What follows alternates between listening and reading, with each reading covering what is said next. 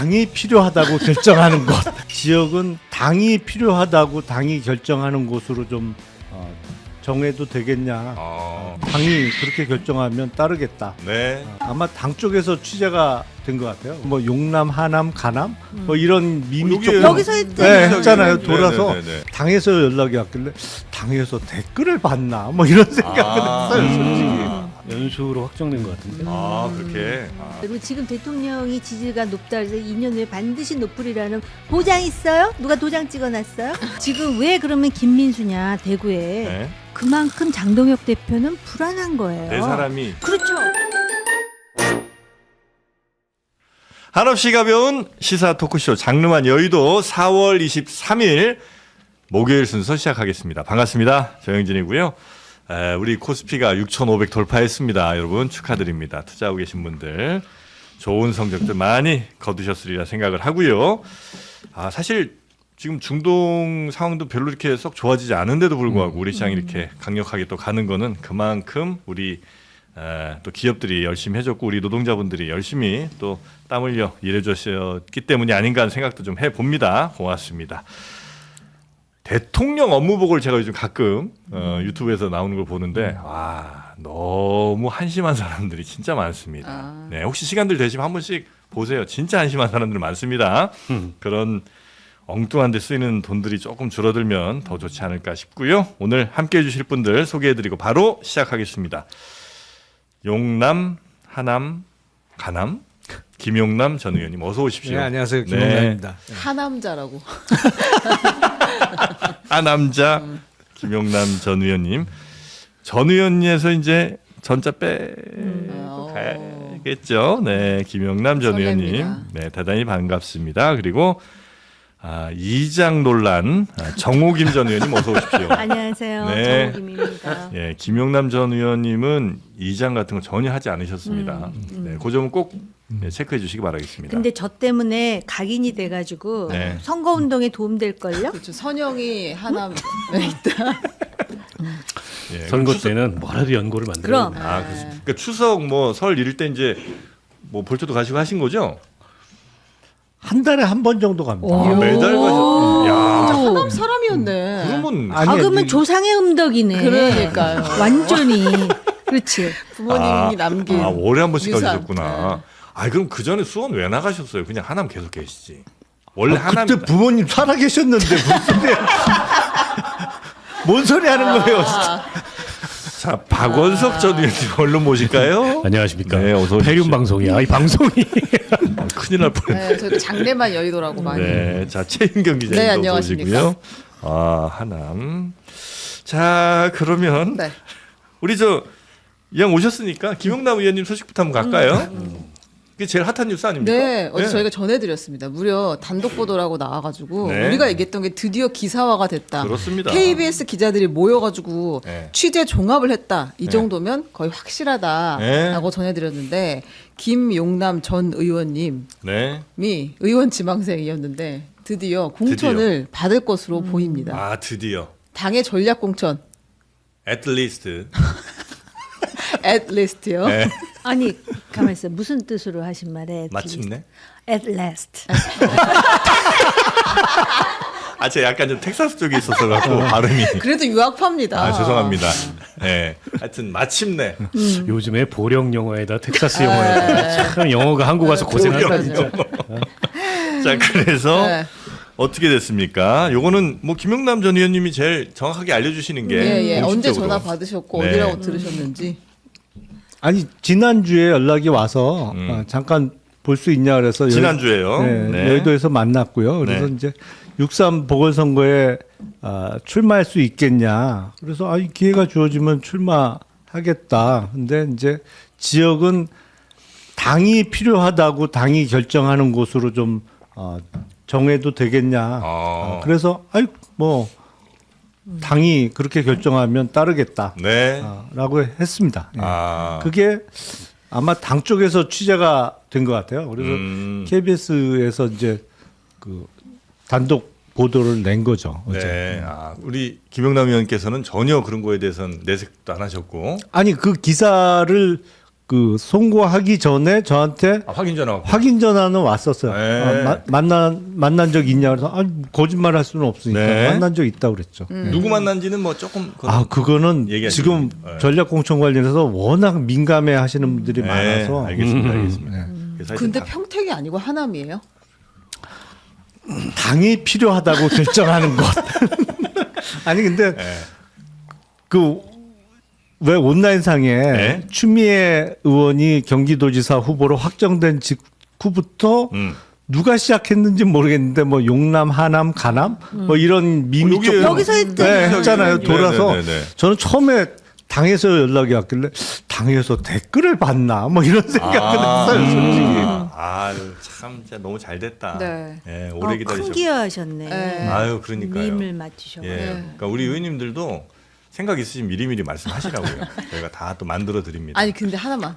평택은 전혀 연고가 없으세요? 잘 생각해 평택이요? 보세요. 잘 생각해 봐요. 뭐 저는 뭐 경기도 사람이니까 네. 평택에 또 이게 조심해야 되는 거지 말을. 평택 아는 친구는 있을 수 있죠. 네. 사돈의 수원 사람들은 팔촌 평택에 아는 친구들이 있을 많아요. 수 있어요. 평택에서 수원으로 학교 온 애들도 많고요. 그렇죠, 그렇죠. 거의 같은 지역이라고 보면 되죠. 같은 지역이라고 보기는 좀 어려운데 거리가 좀 있는데 거리는 좀 많이 떨어져 좀 있긴 있는데 하죠. 그래도 뭐 이래저래 아는 사람이 있을 수 있죠. 평택에서 어필하시기가 조금 더 좋을까요? 하남이 그래도 조금 더 연이 있다고 아니 봐야 지금 될까요? 평택 가기 싫은데 자꾸 평택을 아니야 끼워 뭐 싫은 거보다 그 역대 선거 결과를 보면 민주당 입장에서는 하남 갑이 조금 더 어려운 선거구예요. 역대 선거 결과를 보면 그럴 수 있겠네요. 예 그러니까 뭐 평택을도 그렇고 하남 갑도 그렇고 이제 최근에 분구가 된 선거구인데 지난 2024년 총선 결과를 보면 뭐 다들 아시겠습니다만 당시 5선에 국회의원 출신이자 당 대표를 역임한 법무부 장관의 추미애 후보가 네. 정말 신승을 했어요. 새벽 4시 넘어가서 사전 맞아, 투표함이 열리면서 맞아. 1.17%로 신승을 했고 작년 대선 결과를 봐도 당시 이재명 후보가 얻은 득표보다 김문수 플러스 이준석 후보가 얻은 득표가 6,000표 이상 많아요. 그러니까 그거야 뭐. 네. 이렇게 서울도 평택 그랬고. 가기 싫다는 이야기를 길게 하셨으니까 하남에 가시기 바랍니다. 아니 지금 평택은 사실 지금 네. 구도가 너무 복잡하잖아요. 복잡하죠. 평택 구도가 네. 평택은 이제 어떻게 되는 거예요? 뭐 우리 저 의원님은 그냥 말씀 아끼시고 네. 평택은 지금 어떻게 되는 겁니까? 그래서 조국 대표는 당연히 나오는 거고. 평택은 단일화나 뭐 연대가 그렇게 간단치 않을 것 같아요. 네, 그렇죠? 네. 그래서 각자 하다 보면 아무래도 지역 기반이 있고 오랫동안 활동한 사람이 익숙하지 않을까. 유권자들 입장에서는 조심스럽지만 그런데다가 이제 조국 대표 같은 경우에 계속해서 이렇게 논란이 되는 행보가 있어서 본인도 좀 당혹스럽지 않을까 그런 생각이 드네요. 네. 무슨 얘기일까요? 그 국민의힘 후보가 유리하다. 그렇죠. 그럴 것 같지는 않고요. 일단 지금 조국 대표가 내려가서 뭐 열심히 하는데 네. 성과보다는 실책이 많이 부각되는 것 같고 부산 북구에서 한동훈 후보의 동선이나 또 한동훈 후보에 대한 반응 이런 거하고 좀 대비되는 것 같아요. 여기는 당이고 한쪽은 무소속 혈혈단신인데 선거운동 하는 모습을 보면 오히려 한동훈 후보가 더 부드럽게 연착륙을 하고 있고 조국 후보는 실책이 잦아요. 평택군부터 시작해서 뭐 절도 2번 하고 절 2번이 뭐 KTX도 엉뚱한 얘기 좀 하고 이래서 자, 준비가 덜 됐구나, 급조됐구나라는 걸 확실히 느끼는 것 같고 그보다 더 큰 이제 조국 대표나 조국혁신당 입장에서의 뭐랄까 리스크는 민주당이 싸늘해요 전반적으로 조국 평택 출마에 대해서. 네. 그래서 민주당에서 의외로 네. 굉장히 센 후보를 내서 멸망전을 선택할 수도 있다. 네, 뭐 그런 관측도 있어요. 이렇게 되면 이제 지금 제일 애매하게 된 분이 송영길 전 대표 아니에요? 네. 아니에요. 저는 아닌 것 같은데 정리가 됐나요? 확정이라고 보는데 네. 인천으로? 연수로 확정된 것 같은데. 그렇게 송영길 전 대표는 인천으로 확정. 그러면 인천에 또 하시려고 했던 두 분이 계시잖아요. 그분은 또 이제 김남준 대변인은 뭐 계약 계약, 사실상 계약, 받는 네. 것 같고요. 예. 박남춘 전 시장은 다른 쓰임새가 있겠죠, 뭐. 아, 그렇게 이제 정리가 정리가 됐다. 여당 좋은 게 뭡니까, 뭐. 자리가 많잖아요. 알겠습니다. 네. 자, 이렇게 그럼 공천 끝난 거예요? 네. 뭐 대충, 우리가 다 네. 했어. 정리 싹 했어. 네. 예, 근데 민주당 공천은 다른 끝날 때까지 끝난 게 아니야. 그렇긴 하죠. 네. 다른 지역들도 좀 살펴볼까요? 몇 개? 일단 그 민주당의 그 선상 최고위를 보면 우리가 정청래 대표의 복잡한 심경 그리고 결단을 내린 부분 등을 조금 힌트를 얻을 수 있는데요. 어제 민주당 지도부가 통영 욕지도 바다 위에서 선상 최고위원회를 열었습니다. 이 어찌나 선상에서. 낭만적인지 이제 김경수 경남지사 후보가 옆에 같이 있었고요. 그 추 당 지도부가 돌면서 PK 민심 잡기에 총력전을 펼쳤다 이렇게 볼 수 있는데 정청래 대표가 한 이야기를 한번 들어보겠습니다. 배가 도착하기 전까지 최고위가 끝나야 됩니다.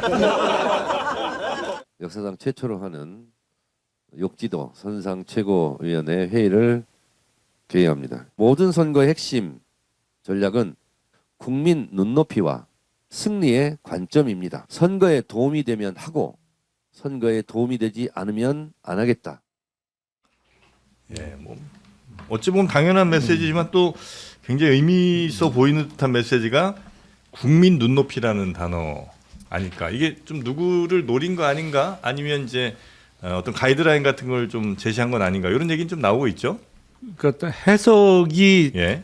붙을 수밖에 없죠. 지금 워낙 민감한 시기이고 정치권에 관심이 집중되고 있으니까. 네. 근데 가장 원론적인 얘기가 복잡한 상황에서는 그게 정답인 것 같아요.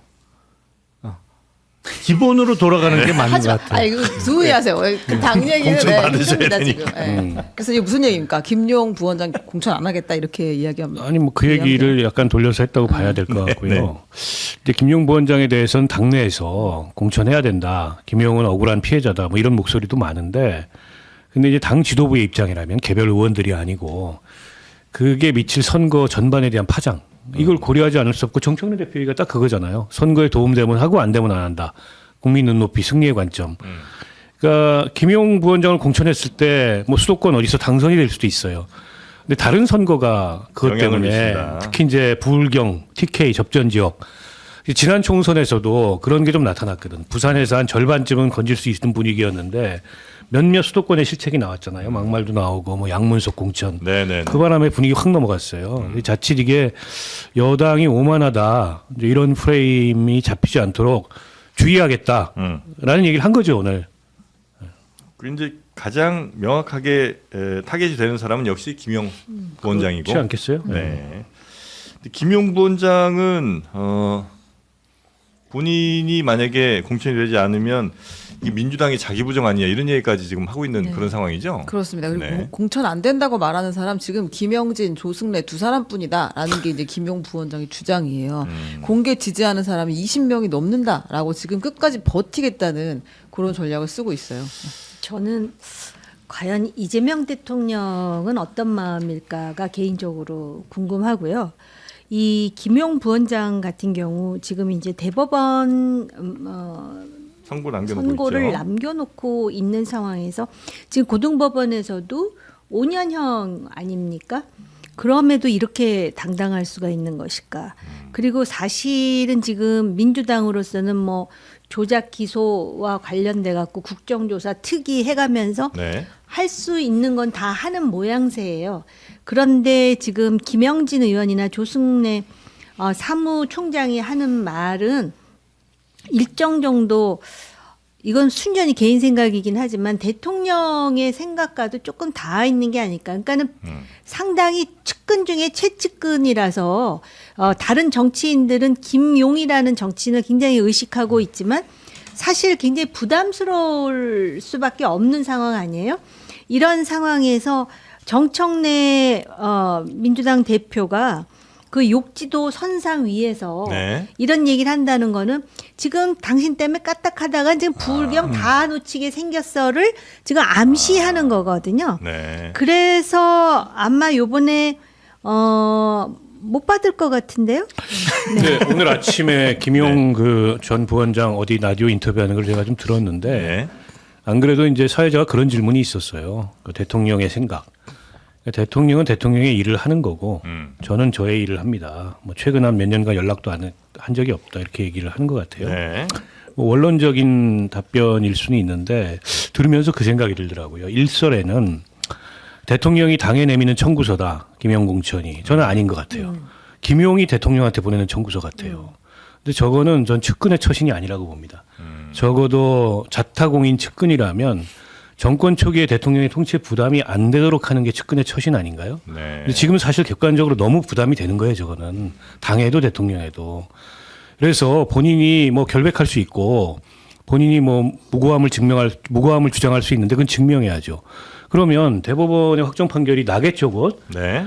2년 뒤에 총선이에요. 그럼 클리어 된 다음에 본인은 이제 확신하더라고요, 파기환송을. 네. 그러면 2년 뒤에 김용한테 공천 안 주겠어요? 그게 누가 봐도 상식적이지 않나요? 네네네. 어쩜 이제 그럴 수도 있겠. 본인 얘기는 이제 저희도 인터뷰를 좀 해봤는데 본인이 지금 빨리 돼서 대통령의 곁을 잘 좀 지키고 대통령의 정책을 잘 입법적으로도 보완할 수 있는 그런 이제 국회의원이 꼭 필요하다. 이제 이런 입장이긴 한데 어쩌면 이제 이런 강력한 어필이 나중에 이번 선거를 안 나오고 2년 후에 나오게 됐을 때도 더 양보에 대한 가치를 좀 올릴 수 있는 뭐 그런 전략이 있을 수도 있는 거 아닌가. 아니, 그렇죠. 부채감을 좀 많이 느낄 예, 거 아니에요, 예, 이 예. 과정에서 누군가는. 그렇지 않을까 싶기도 아유, 하고요. 근데 뭐 2년 후엔 또 어떻게 될지는 아무도 몰라요. 그러니까 모르기는 하는데. 의원님 그렇게 말씀하시고 또 김용 부원장이 2년 뒤에 어떻게 될지 아무것도 모르는데 지금 아니, 나한테 물러서라는 거는 정치 검찰의 그렇지. 논리다 막. 아니 생각하는 정치 거지. 검찰의 논리가 아니라 김용 부원장의 입장에서는 네. 정치라는 게 대한민국 정치처럼 이렇게 역동적인 정치가 어디 있어요? 그리고 지금 대통령이 지지가 높다 그래서 2년 후에 반드시 높으리라는 보장 있어요? 누가 도장 찍어놨어요? 그거 아니잖아요. 그렇기 때문에 네. 김용 부원장으로서는 네. 지금 물이 아주 그냥 완전히 들어왔다고 생각하니까 여기서 자기가 빨리 딱 해야 된다. 해야 된다라는 그런 생각이 있고 이렇게 당당할 때는 나름대로 뭐 이유가 있겠죠. 우린 모르지만 네. 이유가 있겠는데 그럼에도 불구하고 공당의 입장에서 아마 이렇게 됐을 때의 후폭풍이 만만치 않으리라는 네. 우려를 갖겠죠. 아 근데 우리 의원님은 뭐 손목 다치셨어요? 아, 운동하다가. 아. 네. 아프지 마요. 아니 무슨 아, 왜 이렇게 운동을 그윽한 안경 낀 눈으로 그러게요. 사람을 부담스럽게 내가 더 아프니까 사람을 아프지 이렇게 마요. 부담스럽게 만들어. 여기 분위기 왜 이래요? 오늘 진짜 시사에서 갑자기 이게 장르가 바뀌고 있어. 진짜 이 할배 토크 진짜. 자 넘어가겠습니다. 근데 네. 어제 이 선상 최고위 낭만적인 선상 최고위원회에 참석하지 않은 사람들도 있었어요. 최고위원 중에 누구죠? 이현주 강득구. 최고위원과 전 최고죠. 강득 이현 최고는 지금 현 최고. 네. 네. 이현주 강득구 이 두 사람은 네. 참석하지 않았습니다. 서울에 있었어요. 그래서 뭐라고 이야기했냐면 지금 안호영 의원 있잖아요. 안호영 의원이 단식 12일차, 13일차 갔습니다. 그러니까 이게 지금 전북지사 경선 네네네. 제대로 다시 봐달라. 저 지금 돈 분명히 받은 돈이 아니라 밥값을 대신 내준 의혹이 네, 있는데. 의혹이 있는데 이거 이런 식으로 그냥 덮고가면 안 된다라고 하면서 제대로 경선 다시 하게 해달라라고 하면서 단식을 한 지가 지금 10일 넘어갔는데 네. 당대표가 여기 한 번도 안 왔다는 거예요. 그러면서 이제 이현주 최고위원이 어제 국회 앞 이 농성장에서 당대표실 지나가는 길에 이 단식장이 있다. 그런데 한 번도 둘러보지도 않고 손 한 번 잡아주지 않는 모습에 상당한 자괴감을 느낀다. 이렇게 이야기했어요. 이런 걸 외면하면서 지방에서 현장 최고위, 선상에서 최고위 이런 거 하면 화보 찍듯이 이렇게 하는 게 과연 적절한가라는 문제의식을 지금 드러냈거든요. 네. 이제 강력한 비판이네요. 네. 워딩을 보니까. 네, 물론 이제 바로 또 이걸 비판하는 분도 등장했습니다. 네. 최민희 의원이 이 공천 불복 이걸 우회적으로 부추기는 최고위원들이 계시다라고 하면서 아니 의원이 뭐 친소관계에 따라 방문할 수도 있지만 공천 불복 단식을 빌미로 당 대표를 공격하는 건 뭐 하는 건가라고 또 이제 이현주 최고를 비판했습니다. 이거 거의 뭐 실명 비판이라고 봐도 되겠네요. 이 그렇죠. 정도면. 그렇죠. 네.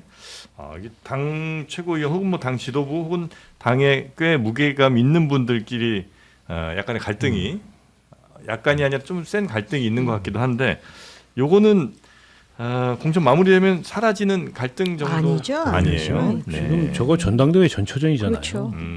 그래서 더 세지는 거예요? 더 격렬해지겠죠. 그 이미 곳곳의 경선 구도가 네. 전당대회 전초전 비슷한 구도로 치러졌어요. 전북이 대표적이고 전남 광주 전남 통합시장 경선 구도도 비슷했고 경기도도 좀 비슷한 면이 없지 않아 있잖아요. 충청도 그렇고. 네. 그래서 이게 지금 이제 어쨌든 지방선거 판도가 여권이 대승하고 여당이 대승하고 국힘이 참패할 것 같잖아요. 그래서 민주당 내부의 정치적 에너지랄까 저변에 흐르는 이게 이제 전당대회 쪽으로 더 무게중심이 쏠리고 있는 게 아닌가 네. 그렇게 보여요. 아, 이거 김영남 의원한테 물어볼 수가 없어서. 지금 말을 못해. 눈만 껌뻑껌뻑하고. 일단은 좀 몸살이고 해주십시오. 네. 아, 이건 뭐 우리가 지켜드려야 되니까. 네. 네. 자, 그리고 또 다른 하나만 더 있었나요? 가볼까요? 네. 그 최민희 의원이 최재성 전 의원하고도 페이스북으로 지금 계속 싸우고 있어요. 왜요? 사실은 이제 출마하는 사람이 아니니까 두 사람은 왜 싸우고 있나 뒤늦게 저희 이제 알게 됐는데 이 남양주시에서 지금 김한정, 최현덕 이 두 후보가 시장 선거에 출마를 한 상태고 네. 결선 투표를 앞두고 있습니다. 지금 공천을 앞두고. 근데 최재성 그 전 의원이 SNS에다가 김한정 후보 컷오프했어야 했다라고 계속 이야기를 하고 있어요. 최민희 의원의 무리한 구명 행보만 없었다면 김한정은 진작 컷오프 되었을 것이다.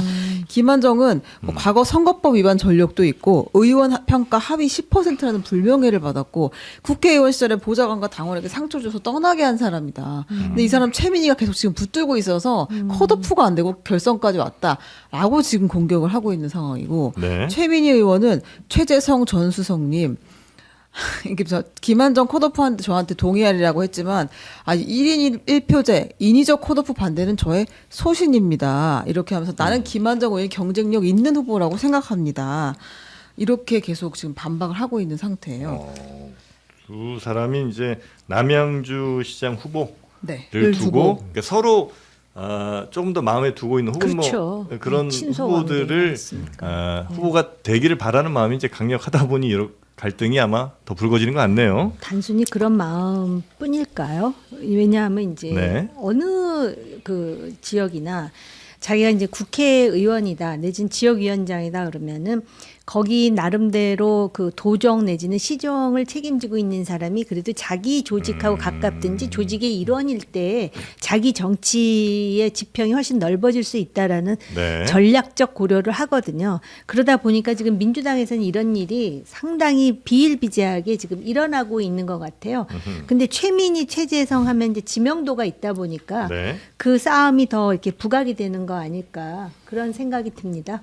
다른 지역들도 근데 있습니다. 음으로 양으로 다 이런 갈등들이 좀 그럼요. 있고. 예. 네. 그리고 이제 된다고 보는 거죠. 지금 국민의힘이 질이멸렬하다. 이번 지방선거는 민주당에 유리하다. 불리하면 이렇게 싸우진 않아요. 예. 압도적으로 유리할 거라 판단되니 그러니까 이런 자기가 당내 미는 갈등이 사람, 생기는 거군요. 네, 자기가 미는 사람을 해야 또 자기 말이 그 씨알이 먹힌다 그러나 그 씨알이라는 표현은 표준어죠. 네, 뭐 네. 아니 국민의힘 후보들은 민주당 후보하고 싸우기 이전에 장동혁 대표하고 싸우는 게 먼저다 보니까 지금 오늘 또 장동혁 대표가 엄포로 한번 왔더라고요. 네. 해당 행위 하면은 후보도 교체해 버리겠다. 네. 어제 이제 김진태 후보한테 한 방 먹고 와가지고 분을 못 참고 이제 그런 메시지를 냈는데, 네. 그러니까 이제 야당이 그런 상태니까 여당 입장에서는 이제 지방선거는 큰 틀에서 이긴다고 보고 실제 그렇게 될 것 같고, 그러니까 이제 그러면 내부 갈등이 커지죠.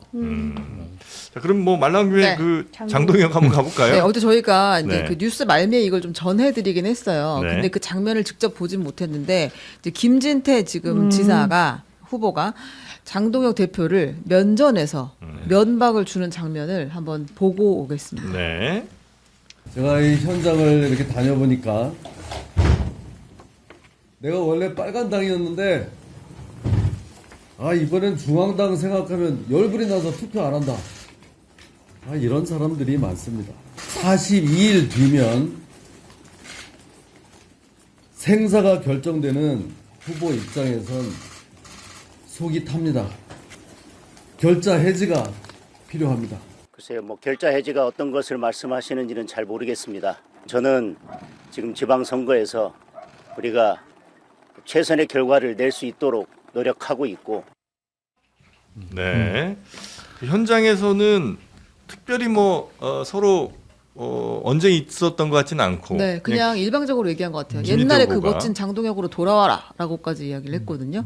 장동혁 대표는 계속 뭘 받아 적고 있습니다. 지금 뭐를 이렇게 적어요? 김진태 후보의 별표 이야기. 100개 친 거 아닌가 몰라 계속 별표. 네. 그래서 이제 욕은 아닐까요? 전체적인 분위기 자체가 지금 여러 지역의 후보들이 다 장동혁 대표한테 굉장히 강한 불만을 드러내고 이제부터는 말씀하셔도 됩니다. 네, 편하게 말해도 하죠. 되죠? 네, 말해도 됩니다. 김용남 의원님. 네. 잡았다.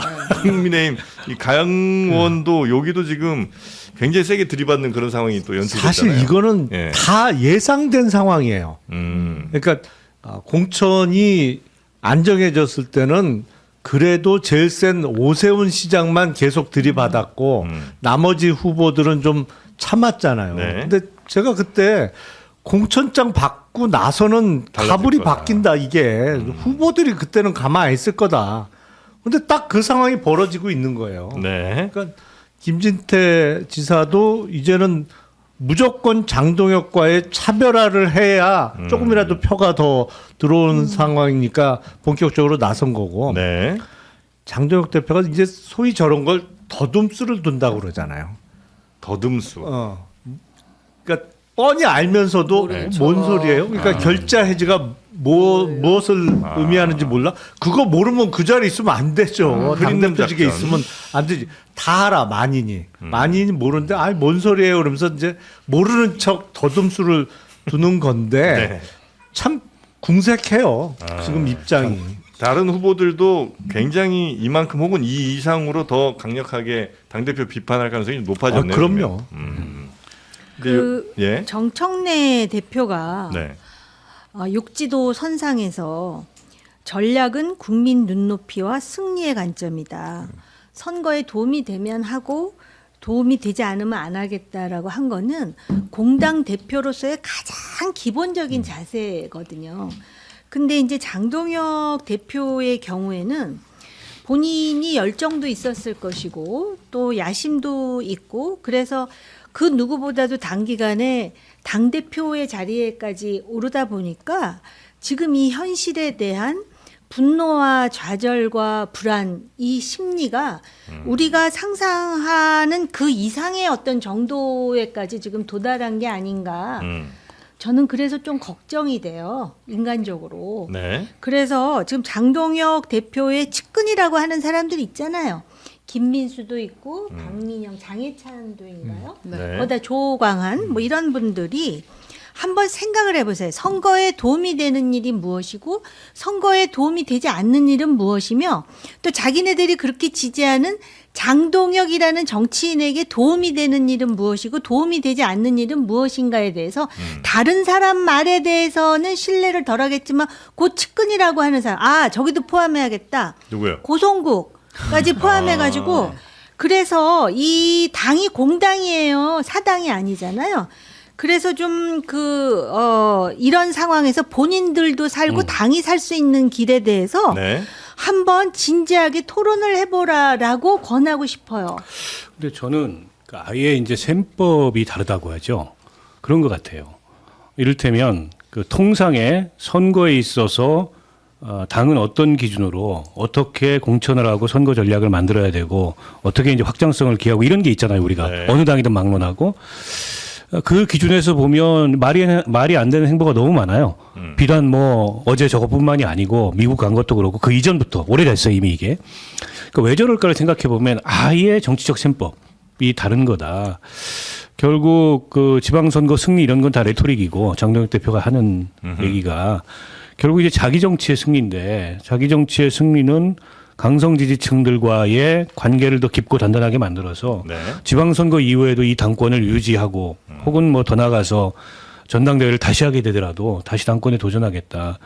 이게 아니고는 모든 행동이 이해가 안 돼요. 그래서 장동혁 대표는 어떤 합리적 비판을 해도 별로 아프지가 않은 거예요. 완전히 셈법이 다르기 때문에 그게 막 이렇게 막 아프고 그것 때문에 본인이 힘이 빠지고 막 화가 많이 나고 이러면은 사람이 좀 움찔움찔하고 네. 뒤로 물러서기도 하고 그리고 부분적으로라도 변화하는 게 있고 이래요. 네, 네, 네. 근데 그렇지 않은 걸로 봐서는 이건 완전히 목표와 셈법이 다르기 때문에 서로 다른 유니버스에 개의치 않는 있군요. 네, 이런 거고 제가 지난번 여기서 말씀드렸잖아요. 네. 장동혁의 진면목을 남은 재보궐선거 공천에서 볼 거다. 그러니까 당대표가 가지고 있는 가장 막강한 권한이 뭡니까? 공천과 인사권이에요. 근데 그걸 행사할 시점이 왔습니다. 지방선거는 분산화돼 있어요. 공천이. 뭐 시도당 이런 데서. 근데 네. 이제 재보궐선거는 당대표가 전략 공천하잖아요. 그럼 뭐 이제 우리가 얘기 나눴듯이 뭐 정진석부터 시작해서 그 상식적으로 말이 안 되는 공천이 막 나올 거예요. 그래서 저는 오늘 그 엄포 이것도 실제 그런 걸 할지도 몰라요. 아, 후보 이미 결정됐는데도 되돌리는. 아니 선거 안 치러 그냥 후보 컷 이러고도 남을 지금 기세예요. 아니 저도 의원님 말씀대로 그런 돌출 행동을 할 가능성은 여전히 있다라고 예, 생각하는데 그렇다 그래서 지금 그 멘탈까지도 단단해서 그렇다고 보여지진 않아요. 왜냐하면은 그 아프기 때문에 네. 오히려 외연상으로는 내가 아프다는 거를 더 보여주는 것에 대한 그 자존심 문제 때문에 안 아픈 것처럼 더 강하고 아주 극단적으로 네. 지금 오늘 발언한 것도 보면 굉장히 저는 극단적이라고 느낍니다. 아니 이미 공천된 사람을 도대체 해당 행위의 기준이 뭔지 모르겠습니다. 근데 해당 행위 하면은 뭐 공천도 다시 없던 일로 해버릴 수 있다라고 말하는 거는 오히려 쫄려서 그렇다. 많이 아픈 거예요. 그래서 오죽하면은 왜 그런 이야기도 있잖아요. 짖는 개가 물지 않는다고. 겁먹은 그래서 강아지들이 더 크게 짖듯이. 이제 뭐 겁을 먹었다기보다는 네. 어쨌든 심리적으로 굉장히 지금 극도의 위축이 돼 스트레스 상태다. 아 그래요. 만약에 입장 바꿔놓고 네. 우리가 장동혁이다라고 생각을 하면 얼마나 이거 스트레스를 안 받을 수는 없어요. 우리가 장동혁이다. 아니 많이 그 들어본 표현은 얘기죠. 좀 아니까 내가 그러니까 윤석열이다. 내재적 접근법으로 하자는 해보면 네. 그렇다라는 거죠. 그래서 그 측근들이 잘 생각해보라. 왜냐하면 이제 후보들 의원님 말씀하셨듯이 후보들이 자기 떨어지게 생겼는데 말 듣겠습니까? 안 들어요. 제가 생각한 결과가 지금 일부 나왔어요. 뭐죠? 그 장동혁 대표가 대구에다가 지금 대구시장 되면 추경호 뭐 후보든 유영아 후보든 누군가 하나 될 거 아니에요. 그럼 보궐 지역이 되지 않습니까? 거기에다가 이제 김민수 최고위원을 거봐, 우리가 공천할 얘기했던 것이다. 거잖아. 예, 이런 이야기가 지금. 김민수요. 네. 그러니까 아까 말씀하신 그거예요. 하죠. 그거 아니 원래 이진수 아니야 김민수 시장- 하려고 그래서 이진숙이 그거 눈치채고 그렇게 난리쳤던 거죠. 아 이거 혼을 냈어요. 아니 그랬어요. 아니, 어. 네 알겠습니다. 분위기 이상해요 두 분. 아니 장르만 여의도가 아니고 장르가 다른 거야 지금. 네, 다른 유니버스입니다. 우리는. 장르가 어디야 여기가 아니. 네, 여기 로맨스 멜로? 쪽이죠. 아니 그래서요. 예. 아니 그러니까 제가 그런 말씀 여기서 한번 드린 것 같은데 그 계속 그 장동혁 대표가 이진숙 그 예비 후보를 향해서 국회로 와라. 국회 와서 큰일 해라. 네.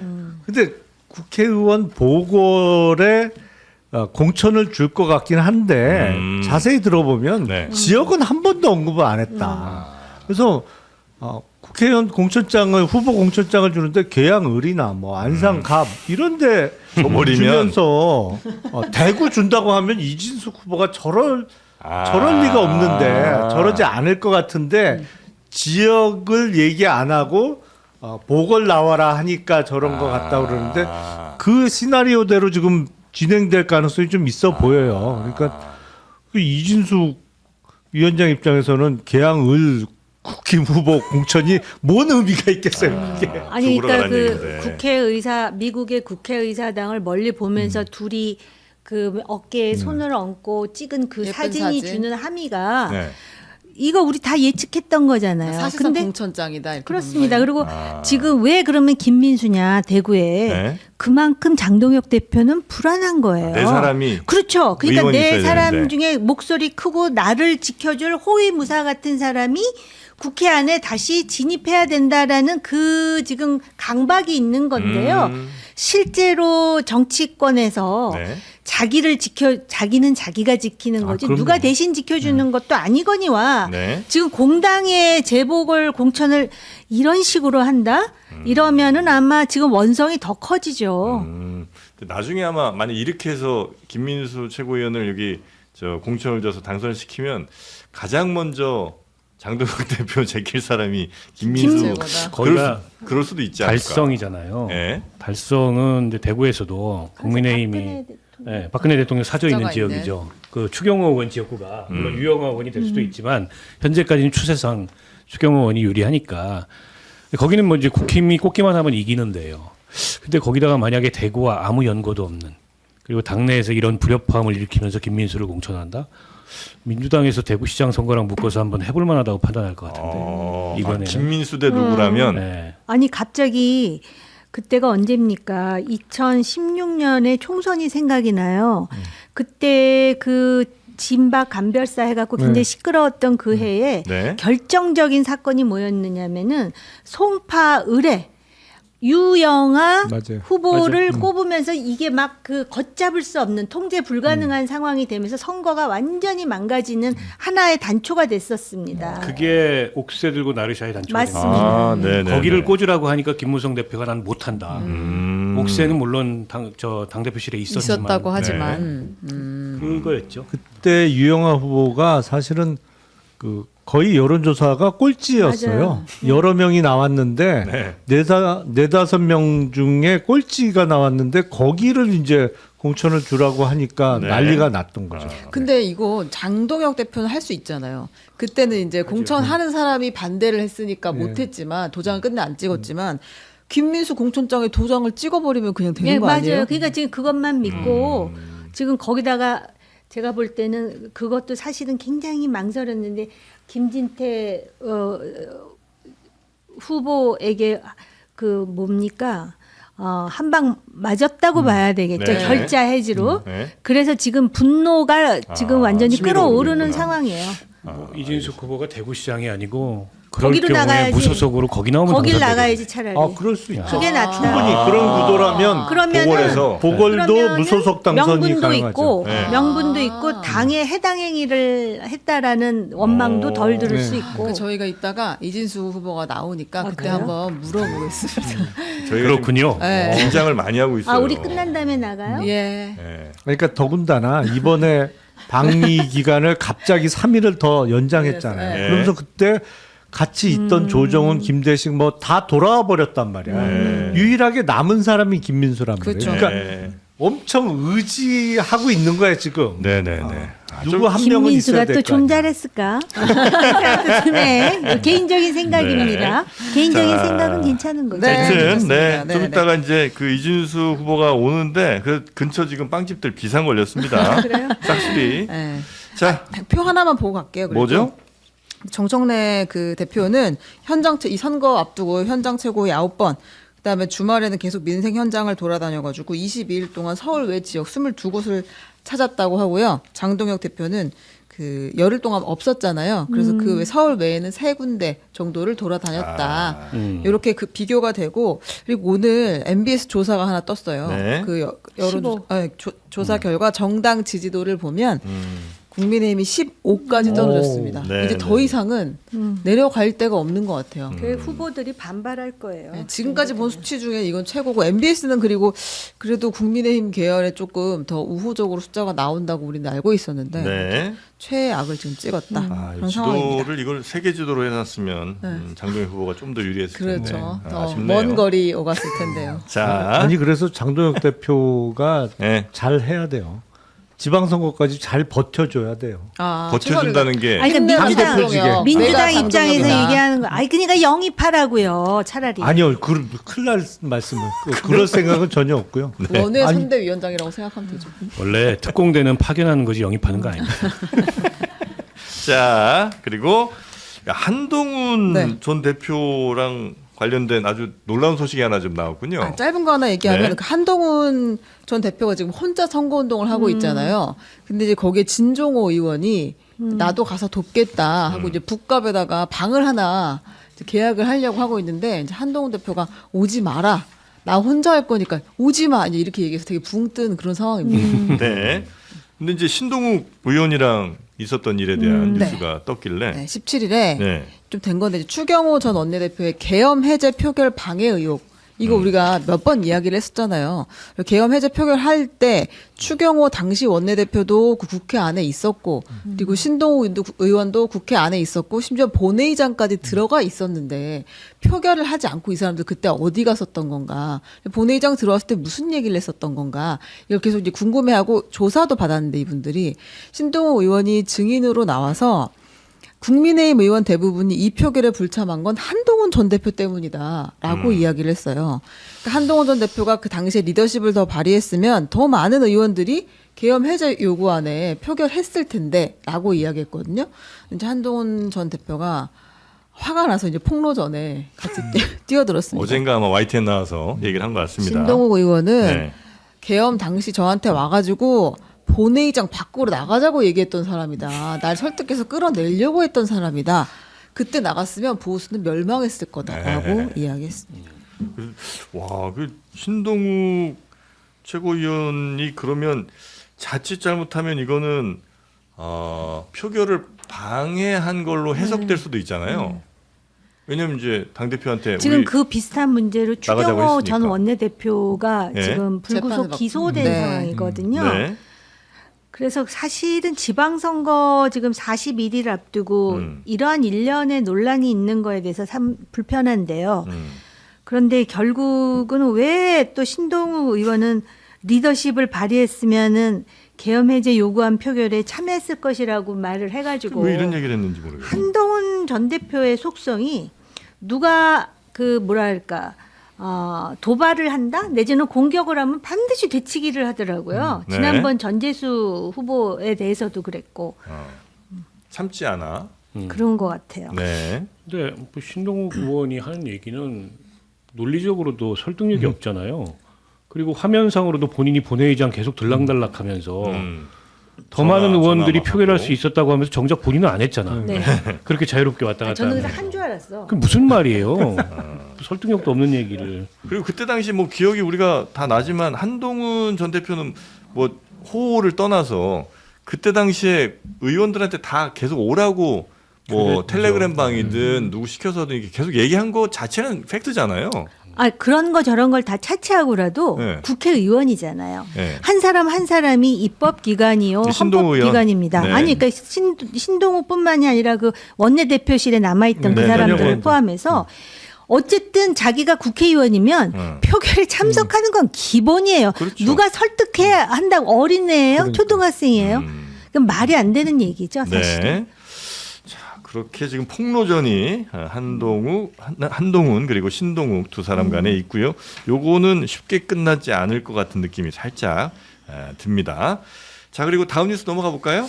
네, 이거 아마 이 비슷한 뉴스가 앞으로도 계속 나올 것으로 보이는데 이제 공수처와 검찰 간 사건 핑퐁 때문에 감사원에서 이제 그 13억 뇌물 받은 사람이 불기소됐다라는 기사가 계속 나오고 있어요. 간단하게 감사원에서 13억 원 받은 간부가 있는데 네, 설명드리면 예? 감사원의 전 부의사관이라고 하는 김모 씨가 있었는데 예? 이제 이 사람이 그동안 이제 뇌물을 받으면서 일감을 몰아준 거예요. 자기가 할 수 있는 그 하도급을 다 몰아준 거죠. 그러면서 받은 돈이 총 16억 원 정도 되는 것으로 보이는데 네. 이제 그걸 감사원에서 이제 감사하고 공수처에 수사를 의뢰를 했어요. 이 사람 문제가 있다. 근데 공수처가 이걸 가지고 수사를 한 뒤에 구속영장을 청구했는데 이제 법원이 소명이 부족하다라고 하고 기각했습니다. 그럼 이제 보통 보완을 해가지고 다시 청구를 하거나 뭐 추가 수사를 해서 기소를 할 텐데 그거 없이 검찰에 그냥 사건을 던졌다는 거예요. 넘겼다는 거예요. 네. 그래서 검찰에서 이거 보완 수사 다시 해야 된다고 돌려보냈더니 공수처에서 아니 이거 뭐 보완 수사 요구하는 거 법적 근거가 없어. 하고 그냥 이제 넘겼는데 결국엔 증거가 다 확보가 되지 않은 상태라 이 사람 받은 돈 한 16억 원 정도 되는 걸로 보이는데 실제로는 이제 2억 9천만 원에 대해서만 기소를 하고 나머지 14억 원어치는 입증을 못해서 기소하지 못했다. 이런 사건입니다. 이런 일들이 꽤 많이 발생할 수 있지 않을까 하는 우려가 좀 나온다는 거죠. 앞으로도 서로 제대로 된 수사 그냥 안 하고 핑퐁 넘기고 이런 일들이 있을 수 있다. 그러니까 지금이 이제 형사사법제도는 대단히 혼란스러운 상황 이게 맞아요. 약간 공백. 우리가 이제 예. 수십 년 동안 해오던 시스템이 많이 바뀌었잖아요. 음. 공수처도 새로 생긴 것이고 이른바 수사권 조정을 통해서 그 검찰의 수사 범위가 축소되고 수사 지휘권이 없어지고 뭐 이러면서 빈틈이 많이 생긴 거죠. 사실은 공수처가 저 상태에서 구속영장 한 번 청구했다가 법원에서 기각되니까 그 다음에 그냥 더 이상 수사를 안 하고 검찰에다가 사건을 보내버린 거잖아요. 네. 이 부분이 잘 이해가 안 돼요. 그 구속영장 기각되더라도 네. 보안 수사를 하거든요. 통상. 공수처가 해야 되는 거죠. 네, 공수처가 했어야죠. 그러니까 근데 공수처를 만들 때 이런 거에 대한 고려 없이 그냥 정치적으로 공수처 하다 보니까는 계속해서 공수처의 한계와 문제점을 우리가 계속 목도할 수밖에 없는 상황이 그러니까 되는 거죠. 애초 설계보다 공수처가 여러 가지 면에서 조직이나 예산 여러 가지 면에서 축소돼서 시작했고 지금 네. 축소된 상태에서 운영되고 있는 게 맞아요. 그러다 보니까 수사 역량이 부족하고 이게 한 해 예산은 200억씩 쓰는데 성과가 안 나오는 거예요. 이게 수사기관이라는 게 뭘 했으면 성과가 성과가 나와야 되는데 네. 변변한 성과가 없어요 지금. 뭐가 더 필요한 거예요, 공수처에? 그러면 사람이 더 필요한 거야, 아니면 예산이 필요한 기본적으로는 거야? 예. 제대로 수사할 수 있는 사람들이 공수처에 들어가야 되는데 그게 안 돼요 지금. 그래요? 그러니까 공수처 검사가 솔직하게 표현하면 변호사가 잘 안 되는 사람들이 지원해 갖고 가 있단 말이에요. 그러니까 수사 역량을 충분히 갖춘 사람들이 가서 일을 해야 되는데 그 기준이 아니고 요새 변호사 업무도 잘 안 되고 힘들고 근데 공수처는 뭐 전국에 딱 한 군데밖에 없으니까 인사 이동으로 뭐 옮겨 다니는 일도 없고 여러 가지 장점을 생각해서 지원하면 가는 거야.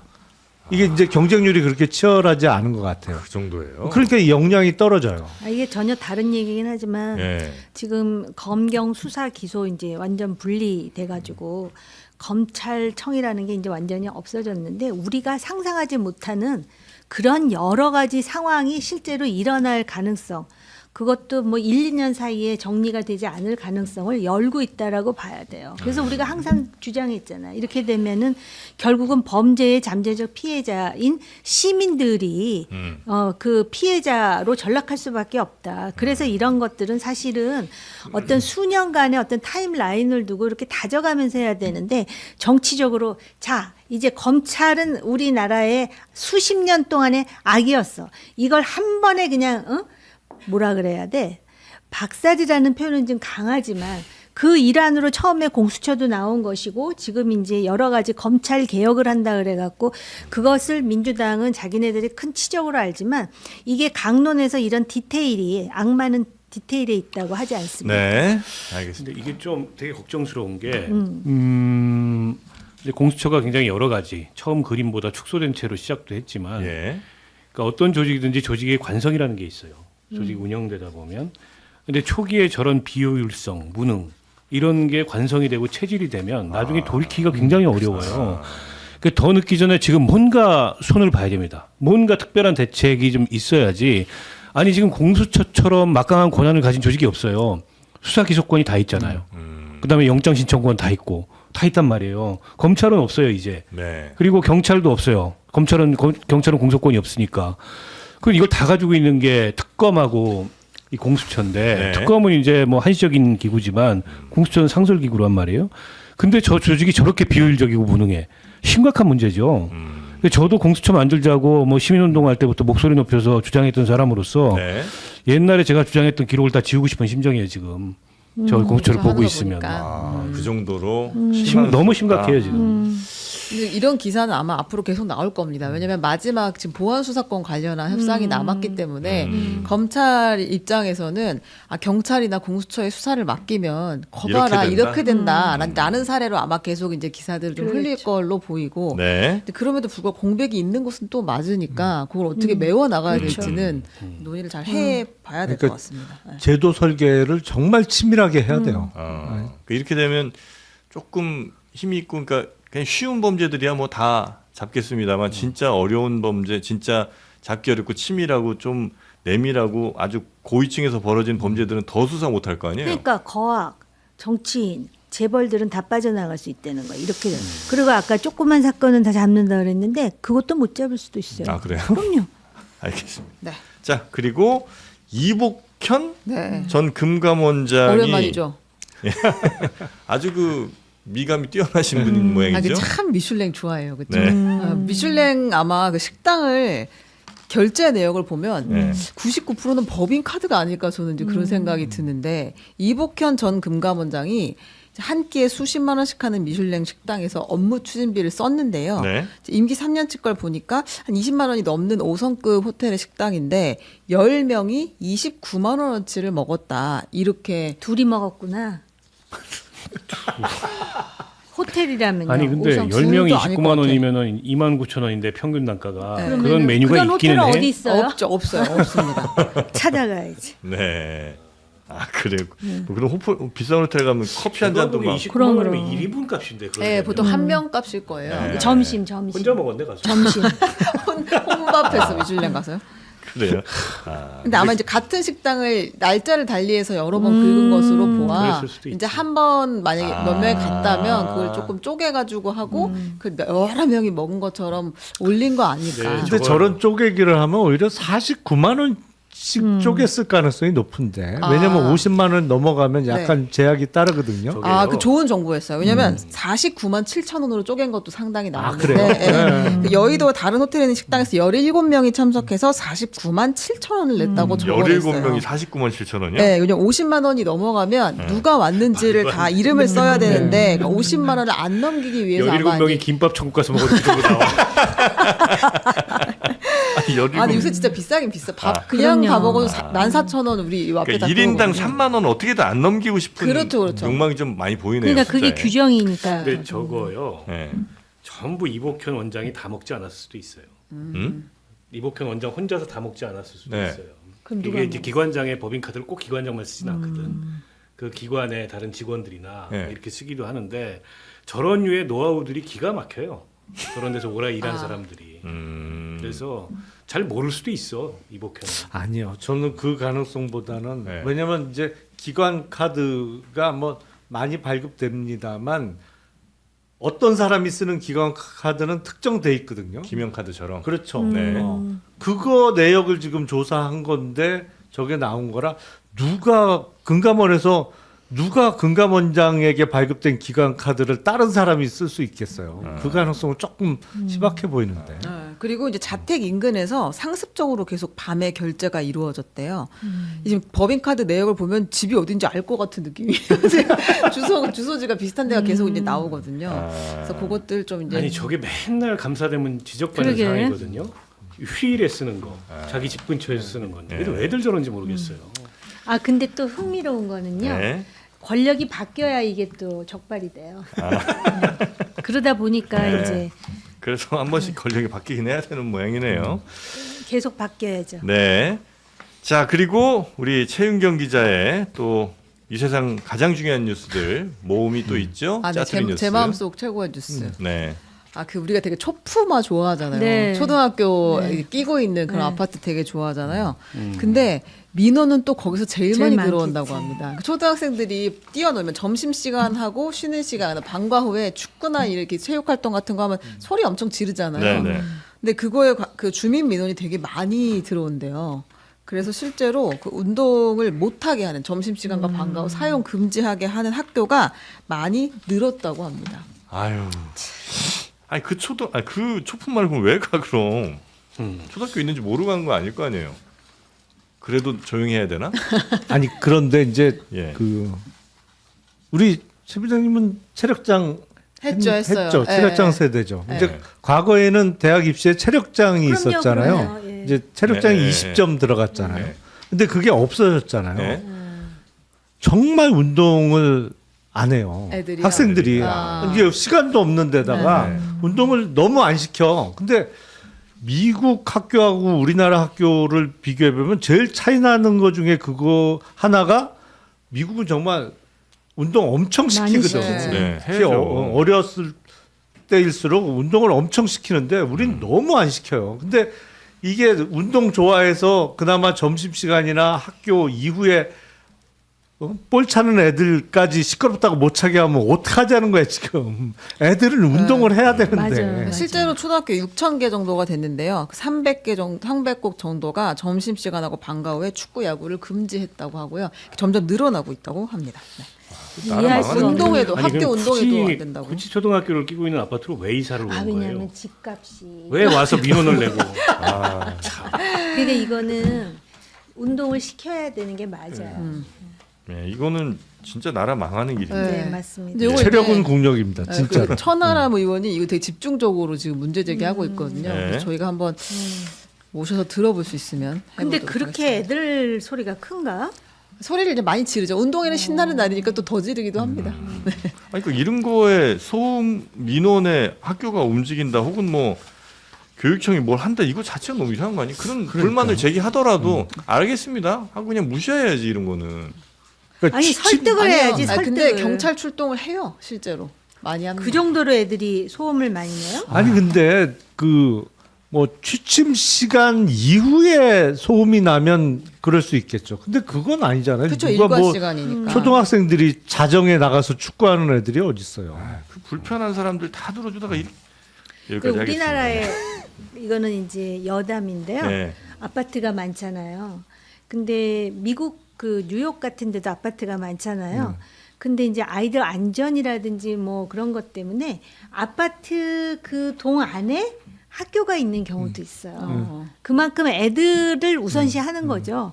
물론 이제 운동장은 옆에 또 따로 있고. 네네네. 근데 초품화라 해가지고 이렇게 운동을 못하게 한다라는 거는 좀 이해가 안 되는 알겠습니다. 거죠. 아니 뭐 돔 운동장이라도 지어주든지 그러면 초품화해서.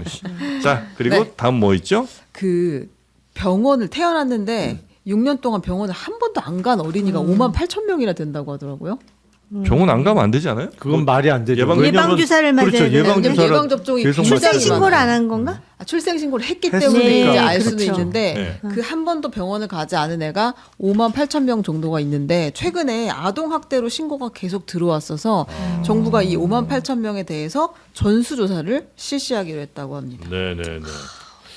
와 근데 그렇게 병원을 안 갈 수가 없는데. 그렇죠. 보통 가정에서는. 계속 문자가 옵니다. 네. 24개월 안에 접종을 네. 1개월에는 몇 개 네, 맞고 맞아요. 그쵸, 그쵸. 3개월에 몇 개 맞고 6개월에 몇 개 계속 전화가 와요. 그래서 네.